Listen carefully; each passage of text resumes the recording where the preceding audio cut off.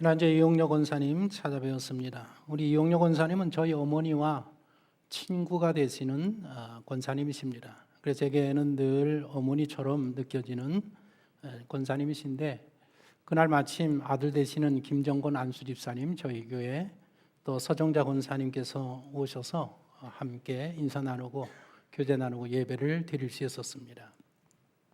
거동이 불편하셔서 이렇게 움직이지를 못하니까 자녀들이 돌아가면서 이렇게 와서 돌봐주고 계십니다.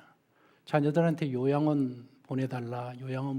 왜냐하면 혼자 집안에서 이렇게 거동은 하시는데, 거동하시다가 냉장고 문 열다가도 넘어지셔서 다리가 부러지셔서 수술을 또 하시고, 그렇게 이제 모든 자녀들을 다 불편하게 하니까 우리 권사님께서 양로원에 들어가시겠다. 그래서 제가 권사님, 양로원에 들어가시면 절대 안 됩니다.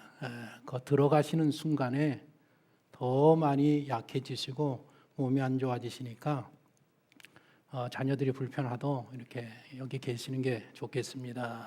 그래서 그런 말씀을 드렸고, 우리 서정자 권사님은 얼마 전에 갑상선 수술 다시 하셔서 목이 많이 좀 불편해 하신 상태로 생활을 하고 계십니다. 이용녀 권사님께서 이용녀 권사님은 저희 교회 초창기 때부터 출석하시고 신앙생활하시고, 고 김봉희 원로장로님 아내 되시는데, 저희 교회에 너무 오래되셔서 애착심이 참 많으십니다. 이런저런 안부를 물으시면서 물으신 게, 이면택 집사 잘 나오냐, 유혜영 장로 잘 나오냐, 그러면서 열심히 잘 나오고 신앙생활 잘하고 있습니다. 그랬더니 하시는 말씀이, 교회를 지켜줘서 너무 고맙다. 우리 아들이 교회를 지켜야 되는데, 김정권 집사가 아들을 지켜야 되는데, 교회를 지켜야 되는데 아들이 교회를 못 지키는데 이렇게 다른 분들이 교회를 지켜주니 너무 고맙다라는 그런 인사의 말씀을 하셨습니다. 교회를 지켜서 고맙다라는 이런 말씀은 정말 이 교회를 사랑하고 아끼고 애착심을 갖고 있는 분이 아니라면 하실 수 없는 그런 말씀입니다. 교회를 지켜줘서 고맙다. 여러분 모두가 주님을 만날 때에 너희가 내 교회를 지켜줘서 정말 고맙다 인사를 받을 수 있는 성도가 되시기를 축복합니다. 별로 지키고 싶은 마음이 없으신가 보지요.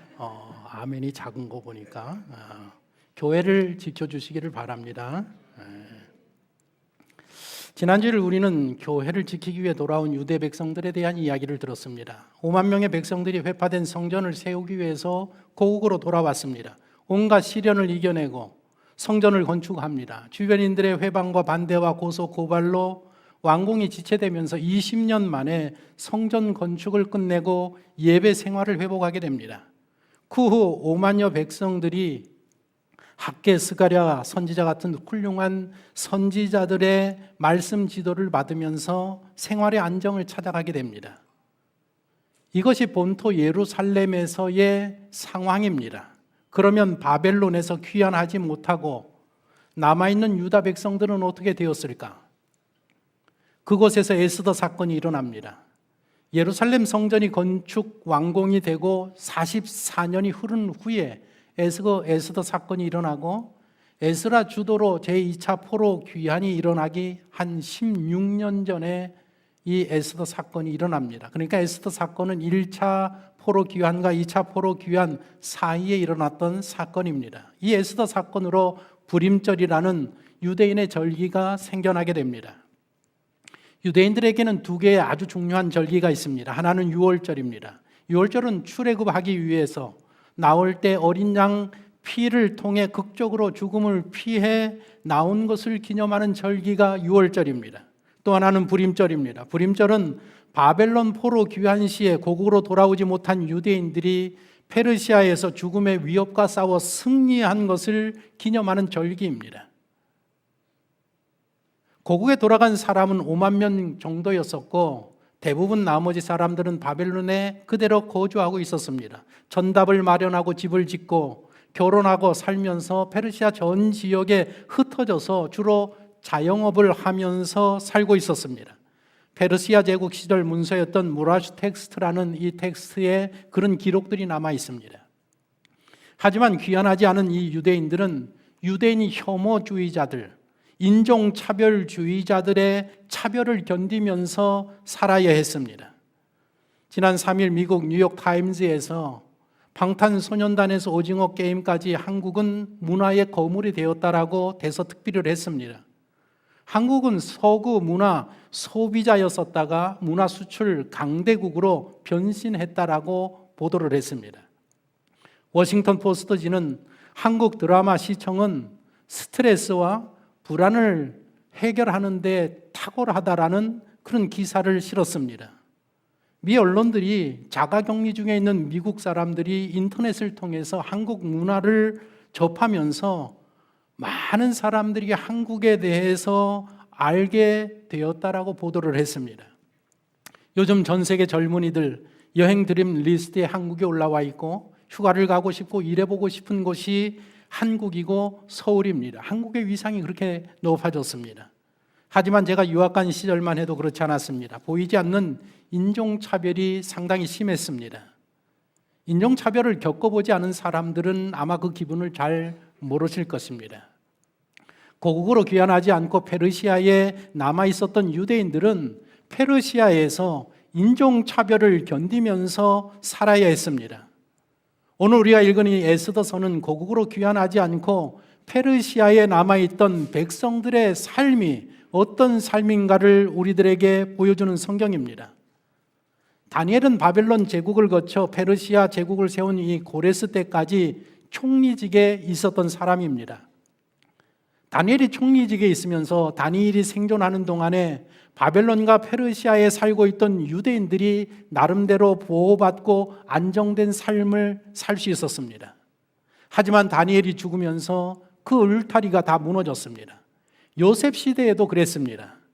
요셉이 살아있는 동안에 히브리인들은 안정된 삶을 살고 그 누구도 무시하지 못했습니다. 하지만 요셉이 죽으면서 히브리인의 울타리들이 무너지기 시작을 했고 급기야는 이집트 노예로 전락하고 맙니다. 다니엘이 죽으면서 페르시아에는 유대인을 향한 인종차별과 인종혐오가 머리를 들게 되고 급기야는 민족 말살의 위협까지 이르게 됩니다. 그런 환경 속에서 하나님은 어떻게 그들을 사랑하시고 어떻게 그들을 구원해 주셨는가를 보여주는 성경이 에스더서입니다. 비록 그들이 하나님의 성전이 있는 예루살렘으로 돌아가지 않았을지라도 하나님은 여전히 그들을 사랑하시고 보호하고 계시는 그 하나님을 알게 하기 위해서 에스더서가 기록되었습니다. 에스더 사건은 이렇게 일어납니다. 1장 1절에서 4절을 보시면 보십시오. 이 일은 아하수에로 왕 때에 있었던 일인 아하수에로 인도로부터 구스까지 127지방을 다스리는 왕이라. 당시에 아하수에로 왕이 수산궁에서 즉위하고 왕에 있은 지 제3년에 그의 모든 지방관과 신하들을 위하여 잔치를 베푸니 바사와 메대의 장수와 각 지방 귀족과 지방관들이 다 왕 앞에 있는지라. 왕이 여러 날 곧 180일 동안의 그 영화로운 나라의 부함과 위엄의 혁혁함을 나타내니라. 페르시아 제국의 왕위는 이렇게 이어져 내려갑니다. 고레스가 페르시아 제국을 세우고 그의 아들 감비세스가 이어받습니다. 그런데 이 감비세스가 때에 반정이 일어나서 감비세스는 죽고 그의 신하였던 다리오가 왕이 됩니다. 그리고 그 후에 다리오의 아들인 아하수에로 왕이 이어받고 그 다음에 그의 아들인 아닥사스다 왕이 이어받습니다. 오늘 본문의 아하수에로 왕은 일반적으로 크세르크세스 왕으로 알려져 있고 세계사에서 그 유명한 페르시아 전쟁을 치른 왕입니다. 본문 3절에서 왕위로 즉위하고 3년 만에 모든 지방관과 신하들을 위해서 큰 잔치를 벌였다고 했습니다. 이 아하수에로 왕은 주전 481년경에 그리스 원정에 나섭니다. 아버지 다리오 왕이 마라톤 전투에서 그리스에게 패배한 것을 복수하기 위한 전쟁이었습니다. 이 마라톤 전투는 페르시아 육군이 최초로 패배한 아주 수치스러운 전투입니다. 그 아버지의 원수를 갚기 위해서 아하수에로가 그리스 원정을 떠나게 되는데, 그 원정을 떠나기 전에 군사들의 사기 진작을 위해서 잔치를 벌였다라는 내용이 조금 전에 읽은 본문의 말씀입니다. 그런데 잔치 마지막 날 큰 실수를 왕이 합니다. 미모가 출중했던 아내 와스디를 자랑해 보이고 싶었습니다. 그래서 왕비에게 곱게 차려입고 내 휘하에 있는 이 모든 군사들 앞에 나와라 말을 전했는데, 왕비가 말을 듣지 않았습니다. 온 병사 앞에서 자존심을 구긴 이 왕이 와스디를 폐위시켜버리고 맙니다. 최초의 역사로 알려진 헤로도토스가 쓴 역사책에 보면 이 아하수에로 왕이 어떤 사람인가를 우리가 파악할 수 있는데, 거기에 보면 이런 내용이 있습니다. 남동생 마시스테스라는 동생이 있었는데, 그 동생의 아내를 이 아하수에로가 사랑을 했습니다. 그래서 동생의 아내를 이렇게 유혹을 하는데, 유혹에도 넘어오지 않으니까 이제 그 여인과 가깝게 지내기 위해서 자기 아들을 동생의 딸과 결혼을 시킵니다. 결혼을 시키고 난 후에, 결혼을 시켜놓고 보니까 동생의 아내보다 동생의 딸 며느리가 더 아름답게 보입니다. 그래서 이 며느리에게 측은대기 시작하고 결국에는 며느리를 취하게 됩니다. 그 일로 연관해서 결국에는 동생 내외를 죽이는데 아주 잔인하게 죽이는 그런 일이 그 역사에 기록이 되어 있습니다. 아하수에로 왕은 그런 사람입니다. 아내 와스디를 패하고 그리스 원정을 떠나는데 실패합니다. 테르모필리아라는 그런 협곡에서 스파르타의 레오니디스, 우리가 잘 아는 300명의 그 전사들이 격렬하게 방어를 합니다. 그래서 많은 어려움들을 당하지만 결국에는 뚫고 아테네에 입성을 합니다. 아테네에 입성을 했는데 아테네는 이미 다 비어 있었습니다. 시민과 병력이 다 살라미스라는 섬으로 다 이주하고, 그 살라미스 바다에서 페르시아 해군과 그리스 해군이 전쟁을 해서 이 아하수로가 완전히 괴멸을 당합니다. 그 전쟁이 유명한 살라미스 해전이라는 아주 유명한 고대의 전쟁입니다. 이 패전으로 인해서 페르시아 제국이 무너지기 시작을 하고, 이때에 알렉산더가 힘을 키우게 되면서 결국에 알렉산더에 의해서 페르시아가 무너지게 됩니다. 전장에 패하고 돌아온 아하수에로가 위안받을 곳이 없어서 위안받을 곳을 찾다가 에스더를 왕비로 맞이하게 됩니다. 2장 16절에서 17절을 보십시오. 아하수에로 왕의 제7년 10월 곧 데베르 월에 에스더가 왕궁으로 인도되어 들어가서 왕 앞에 나가니, 왕이 모든 여자보다 에스더를 더 사랑하므로 그가 모든 처녀보다 왕 앞에 더 은총을 얻은지라. 왕이 그의 머리에 관을 씌우고 와스디를 대신하여 왕으로 삼은 후에, 이렇게 에스더가 페르시아 제국의 왕비가 됩니다. 에스더의 이름은 원래 페르시아 이름입니다. 별이라는 뜻이고, 에스더의 원래 이름, 히브리 이름은 하다사라는 이름인데 그 뜻이 아름다운 나무라는 뜻입니다. 페르시아의 왕비가 되는데 수산궁이라는 곳에서 왕비가 됩니다. 그 수산은 페르시아 제국의 수도였었습니다. 고고학 발굴에 의하면 수산은 4구역으로 구분이 되는데, 신전이 있는 구역, 종합상가가 있는 구역, 왕궁도시가 있고 기술자들이 사는 그런 도시로 구분되어 있습니다. 1970년도에 고고학에서 이 수산성의 에스더 왕궁을 발굴을 했습니다. 에스더가 살던 궁전은 그가 에스더가 살면서 한 30년 후에 화재로 파괴되었다라고 전해져 오고 있습니다. 그리고 우리가 아는 그 유명한 하무라비 법전이 발견된 곳이 바로 그 지역입니다. 에스더는 아하수에로 왕 통치 7년에 수산궁에서 왕비가 됩니다. 그리고 그해 대궐문을 지키던 그의 삼촌 그 모르드게가 왕을 암살하고자 하는 음모를 알고 고발하여서 왕의 목숨을 살리는 큰 공을 세우게 되고, 그게 역사에 기록이 됩니다. 그런 일이 있은 지 3, 4년 후에 정부에서 인사 발령이 납니다. 아수에로 왕의 총애를 입던 하만이라는 사람이 총리가 되면서 막강한 권력을 행사하게 됩니다. 지난 금요일 국민의힘 대통령 후보로 윤석열 전 검찰총장이 선출이 되었습니다. 이제부터 이재명 더불어민주당 후보와 대선을 놓고 경쟁을 펼치게 됩니다. 대선 후보로 결정이 되면 그 순간부터 대통령에 준하는 경호원들이 붙습니다. 그리고 대통령에 준하는 대우를 받게 됩니다. 아마 검찰들이 양쪽에 무슨 수사를 한다고 하지만 이제는 이미 그런 위치에 올라 있기 때문에 검찰들이 어떤 것도 아마 밝혀내지 않을 것입니다. 권력의 힘이 그렇습니다. 하만이 총리가 되었다는 것은 왕의 버금가는 권력을 갖게 되었다는 것을 뜻합니다. 이 사람이 문제를 일으킵니다. 오늘 본문 3절 1절을 보면 3장 1절을 보면 그 후에 아수에로 왕이 아각 사람 함무다다의 아들 하만의 지위를 높여 올려 함께 있는 모든 대신 위에 두니. 하만은 아각 사람이라고 했습니다. 아각이라는 말은 아말렉 족속의 왕을 부르는 호칭입니다. 그러니까 이 하만이라는 사람은 유대인의 철천지 원수인 아말렉 사람인데 그가 페르시아의 총리가 되었다라는 뜻입니다. 이때로부터 하만과 모르드게의 대결이 시작이 됩니다. 하만은 아말렉 사람의 후손이고 모르드게는 이스라엘의 후손, 특별히 초대왕 사울의 후손이었습니다. 왕의 절대적인 신을 입은 하만의 위세와 권세가 얼마나 대단했겠습니까? 대궐을 드나들 때마다, 매일 아침 저녁으로 대궐을 드나들 때마다 모든 사람들이 그 앞에서 머리를 들지 못합니다.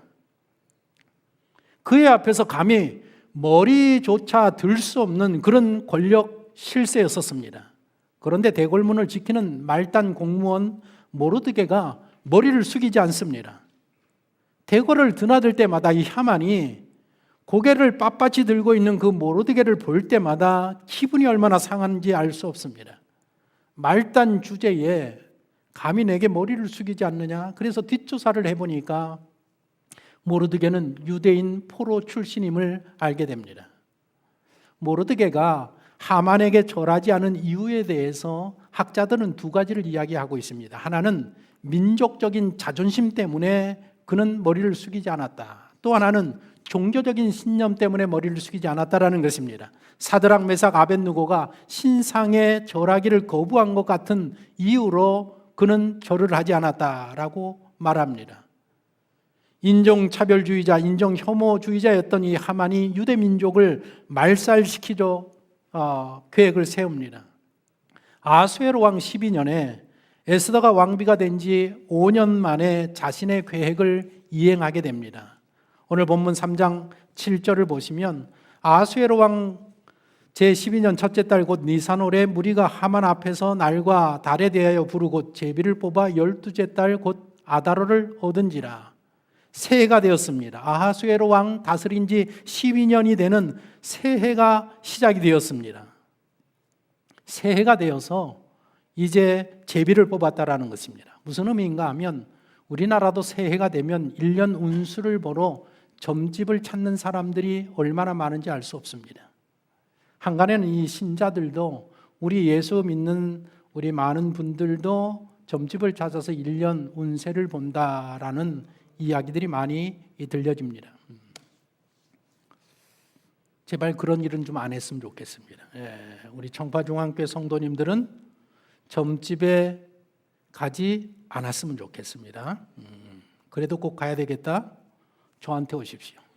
제가 봐드리겠습니다. 페르시아인들도 그랬습니다. 새해가 되면 1년의 점을 치러 새해 간단 말입니다. 이 하만이 이제 새해 점을 치러 가기 위해서 이제 가서 이 유대인을 학살할 기일을 좀 점치는데 점괘가 12월 달이 기일이라고 나왔습니다. 하만은 그 점괘를 받고 즉시 자기 계획을 추진하기 위해서 왕을 찾아갑니다. 왕에게 찾아가서 이 나라에 흩어져 있는 한 민족이 있습니다. 그들은 왕의 법을 지키지 아니하는 아주 왕에게는 무익한 자들입니다. 조서를 내려서 그들을 진멸하는 것이 왕과 이 나라에 유익이 되고 안전할 것입니다. 만약에 그 일을 제게 승인하면 제가 왕의 금고에 1만 달란트의 은을 드리겠습니다. 1만 달란트는 약 300톤 양이라고 했습니다. 헤로도토스의 기록에 보면 그렇습니다. 그리고 페르시아 제국 전체 1년 세입과 맞먹는 양에 해당하는 돈이라고 기록을 하고 있습니다. 막대한 돈입니다. 그리스와의 전쟁에서 패한 후에 국고 사정이 좋지 않았던 이 왕은 그 제안을 거절할 이유가 전혀 없었습니다. 그래서 하만은 12월 13일 유대인을 말살하고 그들의 재산을 다 강탈해도 좋다는 조서를 그해 1월 13일 날 반포하게 됩니다. 조서가 발표된 1월 13일은 유대인들에게는 굉장히 특별한 날입니다. 1월 14일이 바로 그 다음 날이 유대인의 최대의 명절인 유월절이었었습니다. 그러니까 유월절을 지키기 위해서 13일은 유월절을 준비하기 위한 굉장히 바쁜 그런 날입니다. 이집트 압테에서 해방된 날을 기념하는 절기를 준비하고자 하니까 얼마나 바쁘겠습니까? 양을 준비하고 잡기 위해서 여러 가지 잔치 준비를 하는 그런 유대인의 구원을 기념하는 그 전날에 유대인을 진멸하겠다라는 조서가 페르시아 전역에 반포가 됩니다. 127도에 그 조서가 전달이 됩니다. 127개의 지방이 있었는데 그 지방 모두에 수산성에서 조서를 내리면 그 조서가 거기까지 가는 데에 3개월이 걸렸다고 합니다. 그래서 오늘날의 이 우편 제도가 아하수에로와 그의 아버지 다리오가 그 나라를 구역을 구분하면서부터 시작된 것이 오늘날 우편 제도라고 알려지고 있습니다. 이 일로 인해서 페르시아 내의 유대 민족을 비롯한 소수 민족들이 난리가 납니다. 유대인들뿐만 아니라 소수 민족들은 이 유대 민족에게 일어난 그 일이 우리들에게도 일어날 수 있다는 그런 불안감을 가지고 소동이 일어납니다. 그래서 3장 15절에 기록하기를 왕은 하만과 함께 앉아 마시되 수산성은 어지럽더라라고 기록을 하고 있습니다. 조서가 반포된 그 1월 13일부터 하만과 모르드게의 싸움이 시작이 됩니다. 죽이려는 자와 죽음에서 살아남으려는 자의 전쟁이 시작이 됩니다. 우리는 이 전쟁의 결과를 너무나 잘 알고 있습니다. 모르드게가 승리합니다. 성경에는 자세한 기록이 없지만은 1월 13일부터 12월 13일까지 11개월 동안 양쪽에서 얼마나 치밀한 전략과 또 준비와 모임과 회합을 가지면서 그날을 기다렸겠습니까? 이 싸움에서 모르드게가 승리하고 하만은 처형당하게 됩니다. 오늘 우리들의 관심은 어디에 있는가 하면 이 싸움에서 모르드게가 어떻게 대적자를 이겨내고 승리하게 되었는가, 그리고 어떻게 해서 유대인들이 축제를 즐기는 부림절이라는 절기가 탄생하게 되었는가, 여기에 우리의 관심이 있습니다. 이 전쟁에 이기기 위해서 모르드게는 우리들에게 몇 가지를 알려줍니다. 첫 번째로 전쟁에 승리하기 위해서는 인지하라는 것입니다. 우리가 어떤 일에 승리하기 위해서는 문제가 무엇인가를 분명하게 인지하는 데에서부터 시작이 됩니다. 4장 1절을 보면 모르드게가 이 모든 일을 알고, 모르드게가 지금 하만이 계획하고 하고자 하는 모든 일들을 정확하게 꿰뚫어 알고 있었다라는 그런 내용의 말씀입니다. 하만에게 머리를 숙이지 않은 모르드게는 지금 문제의 정황을 정확하게 인지하고 파악하고 있습니다. 에스더와 이 문제를 놓고 그 다음 장에 보면 논의하게 되는 과정들을 우리가 읽을 수 있는데, 그 과정들을 보면 모르드게가 얼마나 정확하고 분명하게 돌아가는 판세를 읽고 있는지를 기록하고 있습니다. 우리가 우리의 문제를 해결하려고 하면 문제가 무엇인가를 정확하게 먼저 알아야 합니다. 인지해야 하는 것입니다. 지금 인류에는, 우리 앞에는 보이지 않는 큰 위기가 닥쳐오고 있습니다. 지금까지 인류 사이에 1차, 2차, 3차 산업혁명이 있었고 지금 4차 산업혁명에 들어가고 있습니다. 그런데 근본적으로 보면 두 번의 산업혁명이 있습니다.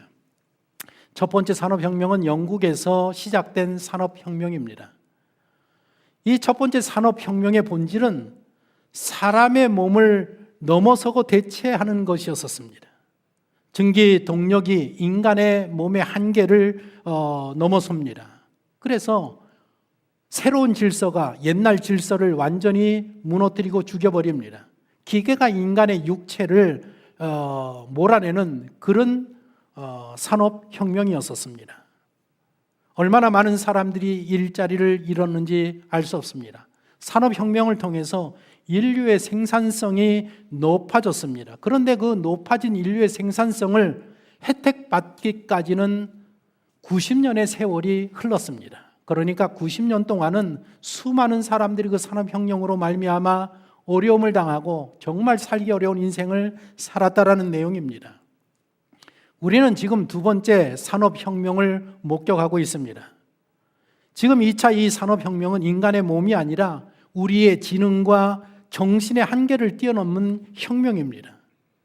인류는 또 한 번 우리는 병경지옥으로 내몰리게 될지도 모릅니다.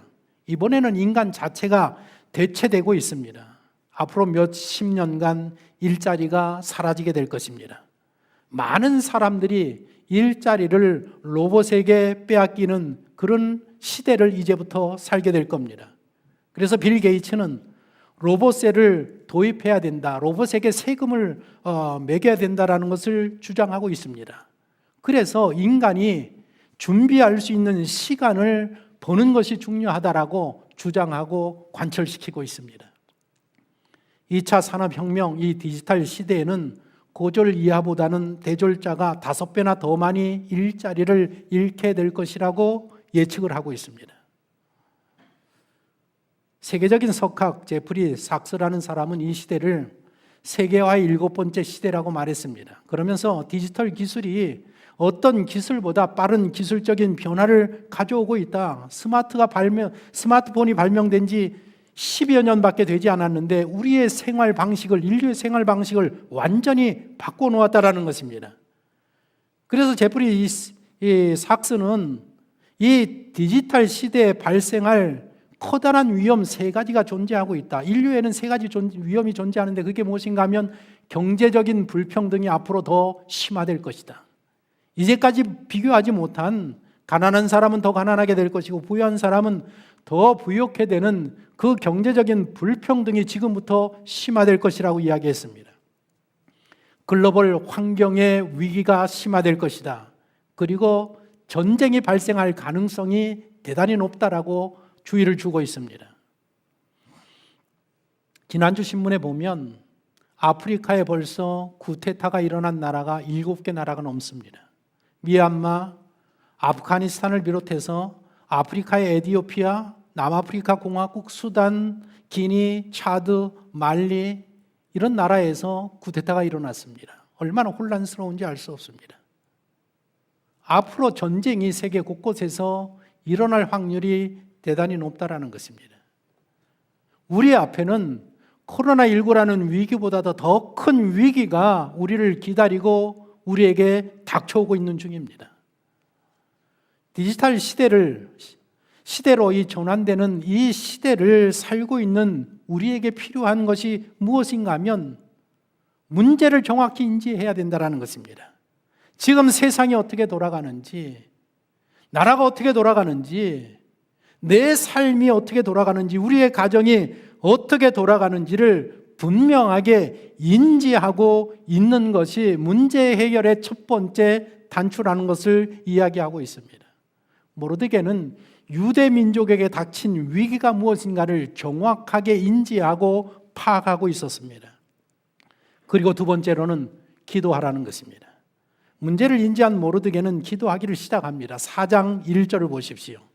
모르드게가 이 모든 일을 알고 자기 옷을 찢고 굵은 베옷을 입고 죄를 뒤집어 쓰고 성중에 나가서 대성통곡하며, 모르드게가 취한 이 행동은 고대 근동 지방에서 애도를 표현하는 전형적인 모습이라고 했습니다.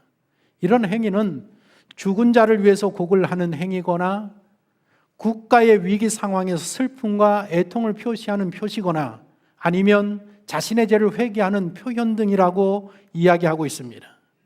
모르드게는 지금 자신의 죄를 회개하면서 민족의 미래를 내다보면서 기도하기를 시작했다라는 것을 보여줍니다. 모르드게로부터 시작된 이 기도가 무수한 유다인에게로 이어지고, 그리고 마지막에는 에스더와, 왕궁에 있는 에스더와 그녀의 시녀들까지도 이 기도 운동에 합세하게 됩니다. 모르드게로부터 시작된 이 기도는 모든 유대인들, 수상궁에 있는 모든 유대인들, 그리고 왕비를 바치고 있는 시녀들까지도 모두 합하여서, 마음을 합하여서 3일 금식을 선포하고 하나님 앞에 살려달라고 기도를 하게 됩니다. 진정으로 거듭난 그리스도인이라면 누구나 기도를 해야 된다라는 생각을 하고 있습니다. 그럼에도 불구하고 대부분 기도를 부담스러워합니다. 기도를 피할 수만 있다고 하면 가급적 기도를 하지 아니하고 문제를 해결하고 싶고 또 인생을 살아가고 싶어 합니다. 왜 그런 일이 벌어지고 있습니까? 기도가 재미가 없어서 그렇습니다. 왜 기도가 재미가 없습니까? 응답을 받지 못하기 때문에 그렇습니다. 기도만 제대로 할 수 있다고 하면, 기도의 응답을 받을 수만 있다고 하면 걱정할 일이 없습니다. 갑작스럽게 우리 삶에 큰 문제가 발생할지라도 그게 무슨 대수겠습니까? 기도할 때마다 하나님이 응답하시고 해결해 주신다고 하면 무서울 게 하나도 없습니다. 어떤 일이 벌어져도 이까짓 것 내가 기도해서 응답받으면 되지라는 생각을 갖게 됩니다. 중병에 걸려도, 말기암이라고 선고를 받아도, 사업에 위기가 닥쳐도 우리의 기도가 하나님 앞에 상달될 수만 있다고 하면 아무런 문제가 되지 않습니다. 그렇기 때문에 냉정히 따져보면 우리에게 닥친 절망적인 상황이 우리의 문제가 되는 것이 아니라, 진짜 문제는 절망적인 상황 앞에서 기도할 수 없다라는 거, 기도하지 않는다라는 것이 문제가 되는 것입니다. 예수님이 말씀하셨습니다. 같이 한번 읽어보겠습니다. 내 이름으로 무엇이든지 내게 구하면 내가 행하리라. 영적인 문제, 정신적인 문제, 건강의 문제, 물질의 문제, 관계 문제, 무엇이든지 기도하면 내가 응답하겠다고 말씀하셨습니다. 그렇게 하실 줄로 믿으십니까? 지금 이 코로나 시대에 하나님께서는 우리 모든 대한민국에 있는 모든 성도들을 향하여서 기도의 자리로 부르고 계십니다. 이제는 삶에 닥친 문제로 인해서 갖고 있는 그 모든 좌절감을 기도로 끝내야 할 때가 되었습니다. 하나님께서 모르드게, 에스더, 시녀들, 그리고 모든 유다인들이 합심하여서 기도하는 그 기도를 들으시고 응답하시고 그들에게 큰 승리를 선사하십니다. 에스더서를 읽어보면 저들이 하나님 앞에 금식하며 기도할 때에 나타나는 일들이 기록이 되어 있습니다. 어떤 일들이 일어나느냐? 에스더가 목숨을 걸고 왕 앞으로 나갈 수 있는 용기와 힘이 그 심령 마음속에 생기기 시작합니다. 아수르 왕에게는 하나님께서 기도하니까 불면증을 주게 하셔서 잠을 못 자게 하시고 그 밤에 신하를 불러서 역대일기를 좀 읽어라. 그래서 역대일기를 읽게 하십니다. 그 역대일기 속에를 읽어가다 보니까 무슨 내용이 나오는가 하면 4, 5년 전에 모르드게가 자기의 목숨을 살려준 내용이 기록이 되어 있습니다. 그래서 묻습니다. 그래서 이 나를 살렸는데 내가 무슨 이 사람에게 상을 내렸느냐? 그랬더니 상을 내린 게 아무것도 없습니다. 그것을 알게 하십니다. 기도를 통해서 나타난 일입니다. 그리고 에스더가 지혜롭게 처신할 수 있도록 지혜롭게 일들을 풀어나갈 수 있는 명철을 주십니다. 하만이 모르드게를 달기 위해서 세우는 25m 높이의 큰 나무에 모르드게가 아니라 본인 하만이 달리도록 만드십니다. 페르시아인들 마음 가운데에 두려운 마음을 주어서 유대인 편에, 이 하만의 편이 아니라 유대인 편에 서게 하는 그 두려운 마음을 하나님이 주십니다. 유대인들을 대적하던 수산성의 800명의 사람들이, 전국에 7만 5천 명의 사람들이 죽임을 당하게 하는 그 역사를 이루십니다. 그리고 모르드게를 페르시아의 총리로 높여서 다니엘과 같은 일을 합니다. 귀국하지 못하고 페르시아 전역에 흩어져 사는 유대인들의 울타리가 되어주는 그런 인물로 하나님 만들어 가십니다. 이 모든 일들이 다 무엇을 통해서 이루어졌느냐? 기도를 통해서 이루어졌다라는 사실입니다. 따라해 보시겠습니까? 이까지 것. 기도해서 응답받으면 되지. 아멘입니까?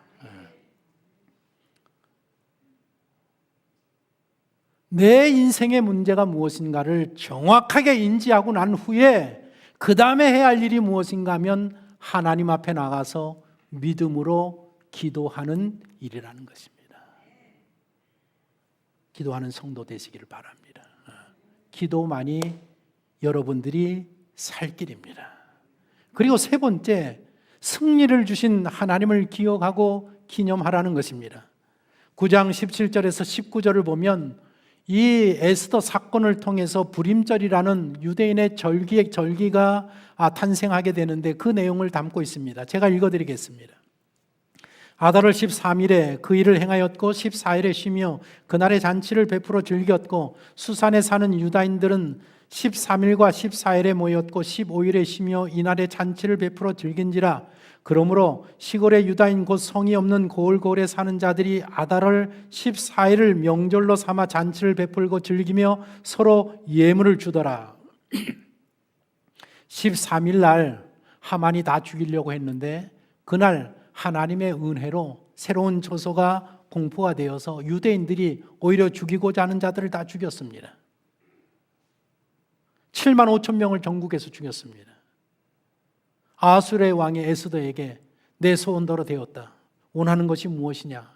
말만 하면 더 들어주겠다. 그랬더니 에스더가 이 수산궁, 이 수산 도시 수도에 내일 14일 하루를 더 주셔서 유대인을 대적하는 자들을 죽이도록 조서를 반포해 주십시오. 좋다. 조서를 반포해서 14일 날 수산에 사는 유대인을 대적하는 자들을 이제 죽입니다. 300명을 더 죽입니다. 그래서 결국에 13일, 14일 이 날을 기념하는 불임절이 제정이 된다라는 내용입니다. 유대인들은 오늘날도 불임절이 되면 12월 13일이 되면 하루를 금식합니다. 에스더가 금식한 그 금식을 기념하면서 금식 기도를 한다라는 것입니다. 그리고 14일 되는 저녁, 히브리인들의 하루는 저녁에서 시작해서 아침으로 끝이 납니다. 14일 되는 저녁 시간부터 회당에 다 유대인들이 모입니다. 모이면 에스더서 두루마기를 펼쳐서 그것을 이제 읽어줍니다. 랍비가 읽어줍니다.